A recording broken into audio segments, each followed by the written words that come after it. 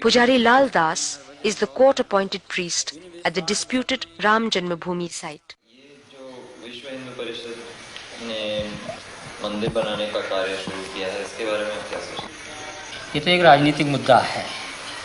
विश्व हिंदू परिषद ने जो कार्यक्रम चलाया है, मंदिर तो बनाने के लिए कोई रोक नहीं था। फिर हमारे यहाँ ऐसा कोई विधान नहीं है कि हम भगवान को अलग हटा करके किसी जगह रखे जाएं, क्योंकि भगवान जहाँ विराजमान हमारे होते हैं हम उसको मंदिर ही मानते हैं। हमारे हिंदू परंपरा ही है, चाहे वो किसी भी मकान में रख दिए जाएं तब भी हम उसको मंदिर ही कहते हैं, क्योंकि भगवान जहाँ विराजमान है वो मंदिर ही होता है। फिर अलग से मंदिर बनाने का कोई औचित्य नहीं। अगर अलग से भी बनाया जाता तो उस इमारत में जिसमें भगवान विराजमान हैं हम उसको तोड़ना भी नहीं चाहते हैं, और जो लोग तोड़ना चाहते हैं वो इस मुद्दे को लेकर तोड़ना चाहते हैं कि पूरे हिंदुस्तान में एक तनाव की स्थिति पैदा हो और हिंदू मत जो है हमारे पक्ष में हो। उनको ये चिंता नहीं है कि कितना बड़ा जनसंहार होगा, कितने लोग मारे जाएंगे, कितने कटेंगे, कितनी बर्बादियां होंगी, या जो मुस्लिम बाहुल क्षेत्र में हिंदू रहते हैं उनकी क्या परिस्थिति होगी। हमारे देश के सामने तमाम ऐसी समस्याएं हैं कि 1949 से आज तक किसी मुसलमान ने वहाँ कोई अवरोध नहीं पैदा किया। लेकिन जब इन्होंने यह नारा दिया कि बाबर के संतानों से खून का बदला लेना है, तब पूरा देश जो है वो दंगाग्रस्त हो गया और कम से कम हजारों लोग इसमें मारे गए, मौत के घाट उतार दिए गए।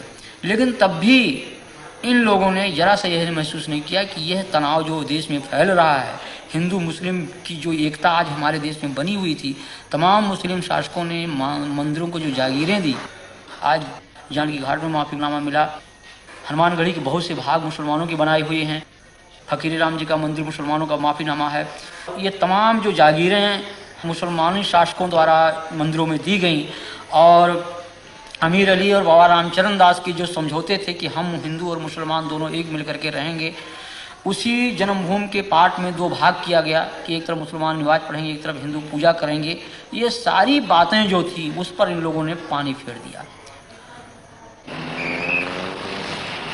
अंदर में इस तरह से दंगे फैलाए गए, ये मात्र एक सांप्रदायिकता का दंगा कुर्सी और पैसे के लिए फैलाए गए, न कि ये राम जन्मभूमि के। मैं तो ये कहना चाहता हूँ, मैं राम जन्मभूमि मंदिर का पुजारी हूँ, मैं बिल्कुल सत्य कह रहा हूँ आपसे कि आज तक विश्व हिंदू परिषद के लोगों ने वहाँ पर एक माला भी नहीं चढ़ाया, भगवान की पूजा अर्चना तक उन लोगों ने नहीं करवाया वहाँ पर। और कब बल्कि उन्होंने व्यवधान डाला। हमने हाई कोर्ट में रिट दायर किया और रिट दायर करके तब वहाँ की भोग व्यवस्था चालू करवाया। तो यहाँ की जनमानस ने कभी इसको स्वीकार नहीं किया, लेकिन इसमें कुछ किराए के साधु जिनको पैसा चाहिए, पैसे पर खरीदे गए, रामशिलाएँ घुमाई गईं। उसके उन रामशिलाओं को उन लोगों ने अपना कमरा, अपना मकान बनाना शुरू किया और काफ़ी जनभावनाओं को उन्होंने दोहन करके और बड़ी बड़ी बिल्डिंगें तैयार कर ली। करोड़ों अरबों रुपए इन लोगों ने इकट्ठा किया, विभिन्न बैंकों में इन्होंने डाला और लाखों रुपया उन्होंने व्यक्तिगत अपने खाते में इन लोगों ने डाला। तो लोगों की हत्याएं हो जाएं, लोग नष्ट हो जाएं, इससे इनको कोई मतलब नहीं। इनको मतलब पैसा मिले, कुर्सी मिले। यहाँ जो लोग हिंदू राष्ट्र की बात करते हैं, राम के नाम पर तनाव फैलाते हैं, हिंसा करते हैं, ये सभी उच्च जाति के लोग हैं और ये सबके सब सुविधा भोगी है। इनमें त्याग और तपस्या और जनमानस का हित लेस मात्र नहीं है।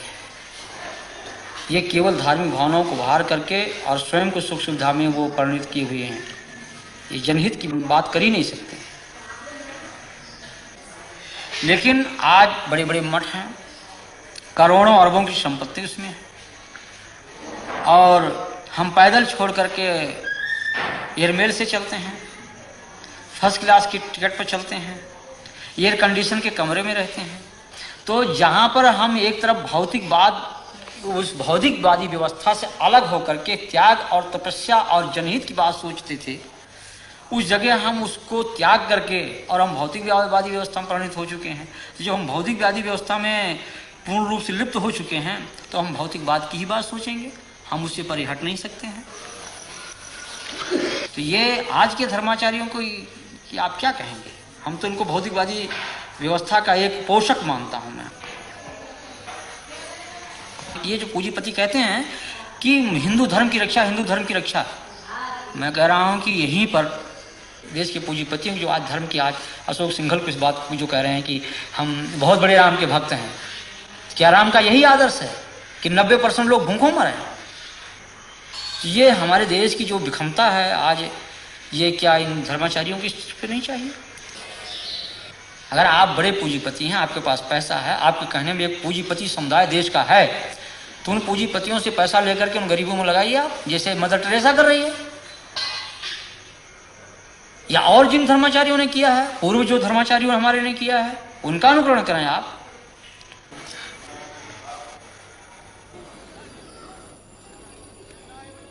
कि जनमानस को इसका विरोध करना चाहिए कि किसी की धार्मिक भावना पर ठेस नहीं पहुंचाना चाहिए। हम किसी के दिल को तोड़े नहीं, हमारा धर्म ये अलाउ नहीं करता है, इस चीज को कभी अनुमति नहीं देता है। राम का हमारा ये जो आदर्श है राजनीति का, वो यही है कि जनता सुखी रहे, और जिस तरह से मुख में हम भोजन डालते हैं पेट को मिलता, सभी अंगों को मिलता, उसी तरह से सारी जनता हमारी है, कोई उसमें छोटा बड़ा कोई उसमें ऐसा नहीं है। लेकिन उन आदर्शों की सीधी हत्या की गई। मगर साधु देखो जग बौराना, साच कहो तो मारन धावे, झूठे जग पतियाना। साधु देखो जग बौराना।